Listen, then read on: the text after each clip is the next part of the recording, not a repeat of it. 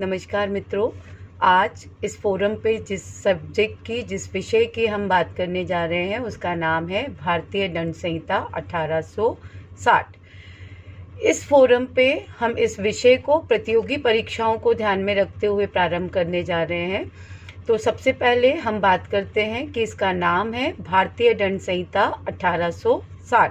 इसका act number है 45, क्योंकि 1872 में ये 45 नंबर पे बनने वाला अधिनियम है, संहिता है। इसके बाद हम बात करते हैं कि इसका ऑब्जेक्ट क्या है, किस ऑब्जेक्ट से ये संहिता बनाई गई। तो इसका ऑब्जेक्ट है सभी के लिए साधारण दंड संहिता का उपबंध करना, यानी कि सभी के लिए साधारण दंड संहिता का प्रावधान करना। अगर हम बात करें कि इस अधिनियम में कितनी धाराएं हैं, तो इसमें कुल 511 धाराएं हैं, जो कुल मिलाकर 23 अध्यायों में विभक्त की गए हैं। इसका जो सबसे बड़ा अध्याय है वो है 17। इसमें कुल 85 धाराएं हैं, और जो सबसे छोटा अध्याय है वो है 23, जिसमें कुल 1 धारा है। तो ये तो थी कि इसमें कुल कितने सेक्शंस हैं, कितने चैप्टर्स हैं, कौन सा चैप्टर सबसे बड़ा है और कौन सा चैप्टर सबसे छोटा है। इसके बाद हम इस संहिता को पढ़ें उसके पहले हमें ये जानना जरूरी होगा कि आखिर अपराध होता क्या है। तो कोई भी ऐसा कार्य जिसे विधि द्वारा दंडनीय बनाया गया है वो अपराध कहलाता है। अब अगर हम देखें कि कोई भी कार्य विधि द्वारा दंडनीय क्यों होता है, तो 2 परिस्थितियों में कोई भी कार्य विधि द्वारा दंडनीय होता है। नंबर 1, अगर वो विधि द्वारा निषिद्ध है तो दंडनीय होगा, या अगर वो लोकहित के विरुद्ध है तो वो दंडनीय होगा। तो कोई भी ऐसा कार्य या तो विधि द्वारा निषिद्ध किया गया हो या लोकहित के विरुद्ध हो, वो अपराध कहलाएगा, क्योंकि वो कार्य दंडनीय होगा। तो अगर आपसे कोई पूछे कि अपराध क्या होता है, तो ऐसा कोई भी कार्य जो विधि द्वारा दंडनीय है, और उसमें आपका दंडनीय क्यों होते हैं, 2 कारण से। पहला कारण जैसा मैंने आपको बताया कि अगर वो कार्य विधि द्वारा निषिद्ध है, यानी प्रोहिबिटेड बाय द लॉ है, और दूसरा अगर वो लोकहित के विरुद्ध है। इसके बाद हम बात करेंगे कि अपराध के तत्व क्या होते हैं, अपराध के एलिमेंट्स कौन कौन से होते हैं, what are the elements of crime. तो सबसे पहला एलिमेंट होता है कि there must be a person, यानी कि अपराध करने वाला व्यक्ति होना चाहिए। प्राचीन काल की अगर हम बात करें मित्रों, तो प्राचीन काल में जानवर भी अपराध के दोषी होते थे और निर्जीव चीज़ों को भी अपराध का दोषी माना जाता था। पर जब से एक युक्ति अस्तित्व में आई जो ये कहती है कि मात्र कार्य किसी को अपराधी नहीं बनाता जब तक कि उसका मन भी अपराधी ना हो। तो मीन्स इसको हम अगर लैटिन भाषा में बात करें तो इसका मतलब है acts non face it रियम निसी main seat रिया। तो जब से ये युक्ति हमारे एग्जिस्टेंस में आई, तब से हमें ये माना गया कि अपराध करने वाला सिर्फ व्यक्ति हो सकता है। तो जानवर और निर्जीव वस्तुओं को इस श्रेणी से बाहर कर दिया गया। अगर हम उक्त मैगजीम को देखते हैं तो इस मैगजीम से एक और मैगजीम निकलती है, एक्टस मी इन वीटो फैक्टस नन ईस्ट मेंस एक्टस। इसका मतलब मेरे द्वारा मेरी इच्छा के विरुद्ध किया गया कार्य मेरा कार्य नहीं है, अर्थात स्वेच्छा से किए गए कार्य ही आपराधिक कार्य के अंतर्गत अपराध माने गए हैं।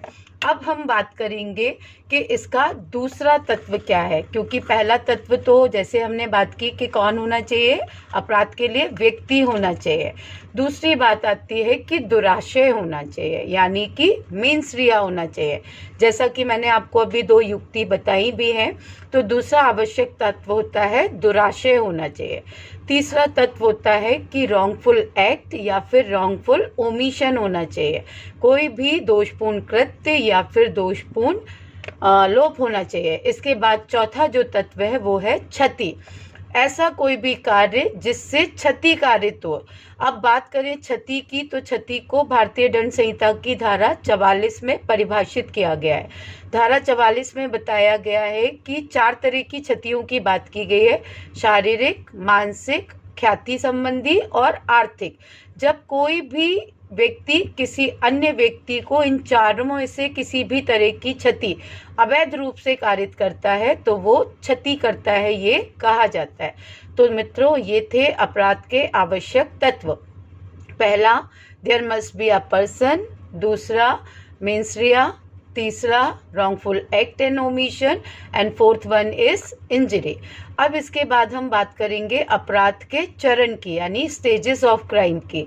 तो अपराध के चरण, सबसे पहला जो चरण होता है वो दुराशय होता है मित्रों, क्योंकि किसी भी व्यक्ति के मस्तिष्क में सबसे पहले अपराध करने की कल्पना जन्म लेती है। तो पहला जो चरण होता है वो होता है दुराशय, यानी कि मेंस rea। दूसरा जो तत्व होता है वो होता है तैयारी। जब किसी व्यक्ति के मस्तिष्क में दुराशय आता है, उसके बाद वो क्या करता है, वो प्रिपरेशन करता है, वो तैयारी करता है।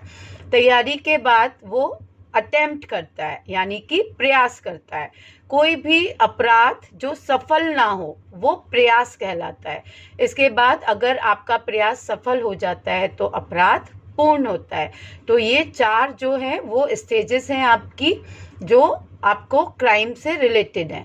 तो अभी हमने बात की कि अपराध क्या होता है, अपराध के तत्व क्या होते हैं, कौन कौन से तत्व हैं, और अपराध के चरण कितने हैं और वो कौन कौन से हैं। अब हम प्रतियोगी परीक्षाओं के अकॉर्डिंग इस विषय को आगे बढ़ाते हैं। तो इसका नाम, जैसा कि मैंने आपको स्टार्टिंग में बात की थी, इसका संक्षिप्त नाम है भारतीय दंड संहिता 1860।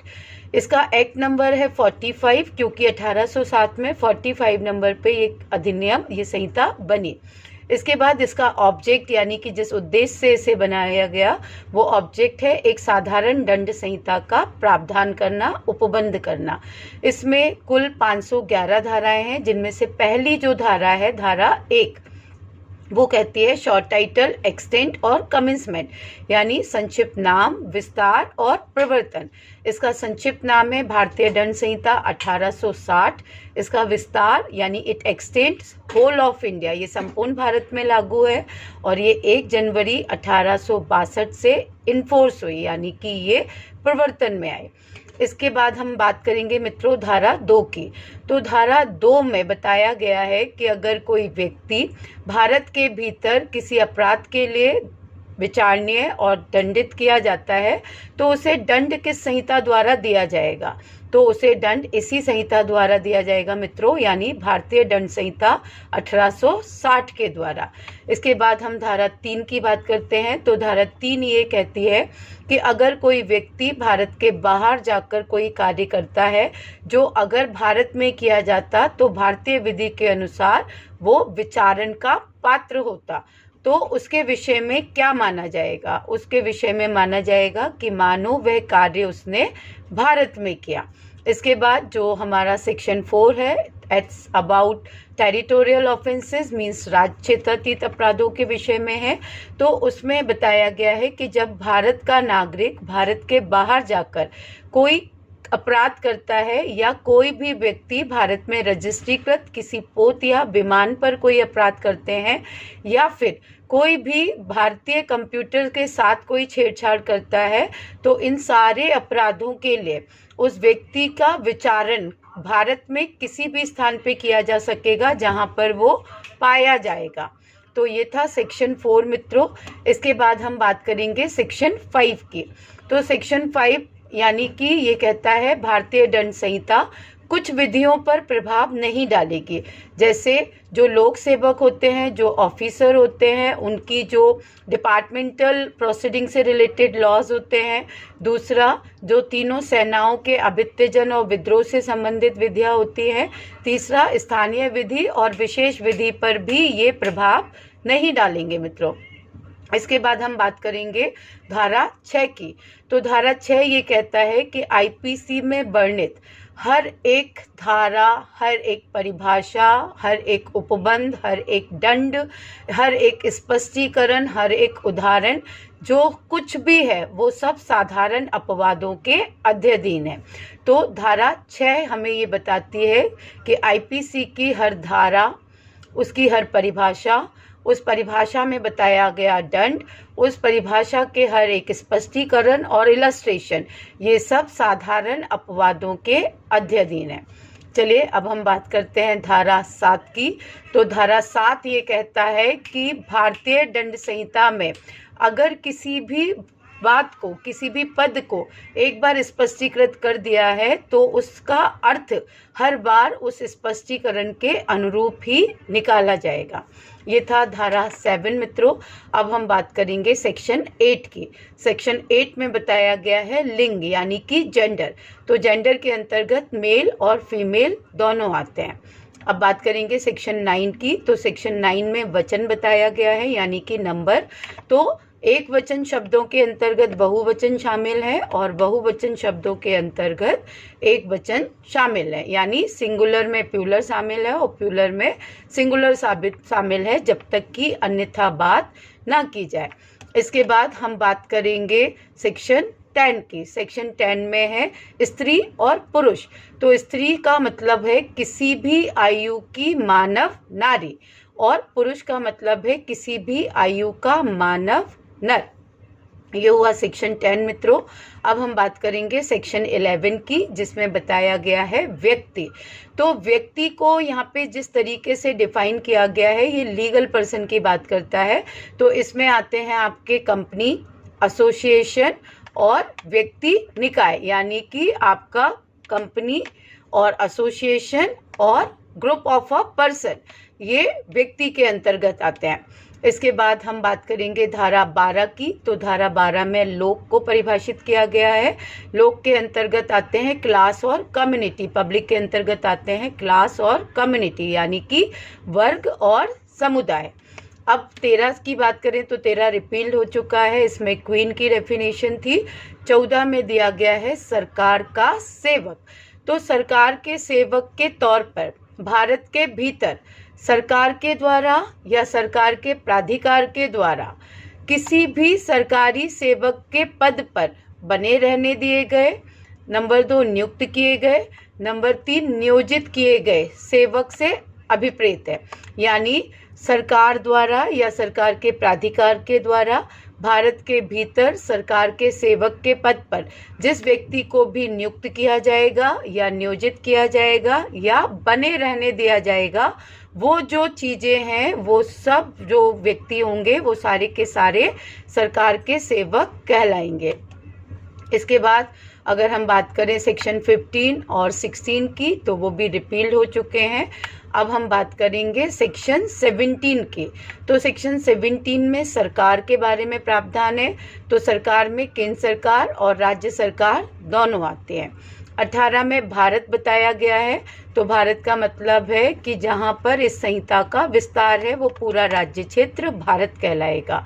मित्रों 19 में न्यायाधीश के बारे में प्रावधान किया गया है। तो इसमें कुल मिला के 5 पॉइंट्स हैं जो हमें क्लियर होने चाहिए। पहला, वो हर व्यक्ति जो पद से न्यायाधीश है वो न्यायाधीश कहलाएगा। दूसरा, वो हर व्यक्ति जिसको किसी भी विधिक कार्रवाई में, चाहे वो सिविल हो या आपराधिक हो, अंतिम निर्णय करने की अधिकारिता है। तीसरा, जिसके निर्णय के विरुद्ध अपील ना किए जाने पर जिसका निर्णय अंतिम हो जाए वो भी न्यायाधीश है। और चौथा, जिसके निर्णय को उच्च न्यायालय द्वारा यानी कि सुपीरियर कोर्ट के द्वारा पुष्ट कर दिया जाए, तो पुष्ट करने पर जिसका निर्णय अंतिम हो जाए वो भी न्यायाधीश है। और इसमें न्यायाधीश निकाय भी आता है जिसमें से न्यायाधीश को विधि द्वारा अंतिम निर्णय करने के लिए सशक्त किया गया है। तो ये था धारा 19। अब हम बात करेंगे धारा 20 यानी कि न्यायालय के। तो न्यायालय जो होता है, न्यायाधीश जो होता है, उसी के आगे का स्टेप है वो स्थान जहाँ पे न्यायाधीश न्यायिक कार्य करने के लिए विधि द्वारा सशक्त किया जाता है। जब वो उस स्थान पे न्यायिक कार्य करता है तो वो स्थान न्यायालय कहलाता है। तो मित्रों आज के लिए हमने 1 से लेकर 20 तक धाराओं पर बात की।